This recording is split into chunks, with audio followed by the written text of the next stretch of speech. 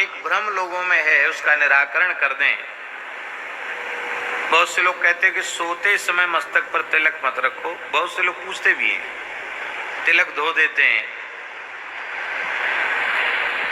पर दास ने त्रिपुंड्र के संबंध में तो इस प्रकार का वचन पढ़ा है कि भालात त्रिपुंड्रम, कंठात मालाम, मुखात तांबूलम, पर्यंकात प्रमदाम त्यजेत।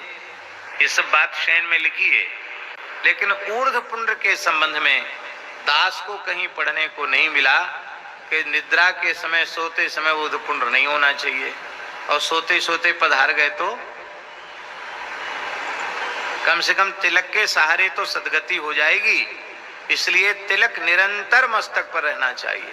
हम अपने पूज्य गुरुदेव भक्तमाली जी के साथ राजस्थान के एक गांव में गए। हमारे श्री गोविंदास जी को पता है,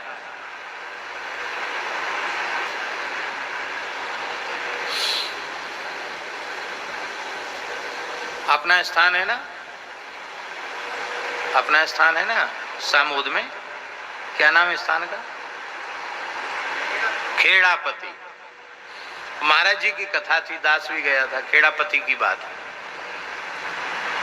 तो रात्रि को लगभग 1:30 बजे हम लघुशंका के लिए उठे तो हमने देखा एक महात्मा तिलक लगा रहे हैं।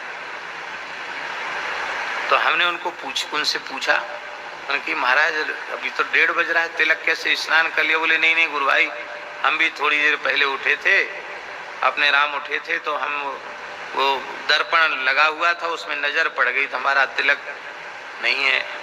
तो हमने कहा तिलक पधरा लें। हमने कहा क्यों? सवेरे स्नान करते तो लगा लेते, अभी इतनी रात को लगाने की क्या आवश्यकता है? बोले कोई गारंटी है कि सोते सोते नहीं मरेंगे? कितने सोते सोते पधार जाते तो बिना तिलक के सूना माथा रहेगा तो पता नहीं कहाँ जाएंगे। तिलक रहेगा तो तिलक के नाते कम से कम ठाकुर जी की सन्निधि में तो पहुंचेंगे।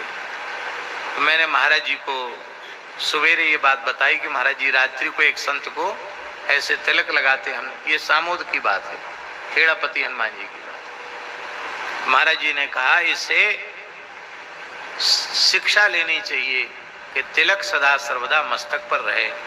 हम लोग तो एक बार तिलक पधरा लेते हैं तो जब तक फिर स्नान न करें तब तक तिलक मस्तक से जाता नहीं, और स्नान के बाद भी तत्काल जल का तिलक आसन तक पहुंचने के पूर्व जल का ही तिलक धारण करना चाहिए, पर बिना तिलक के एक क्षण भी नहीं रहना चाहिए।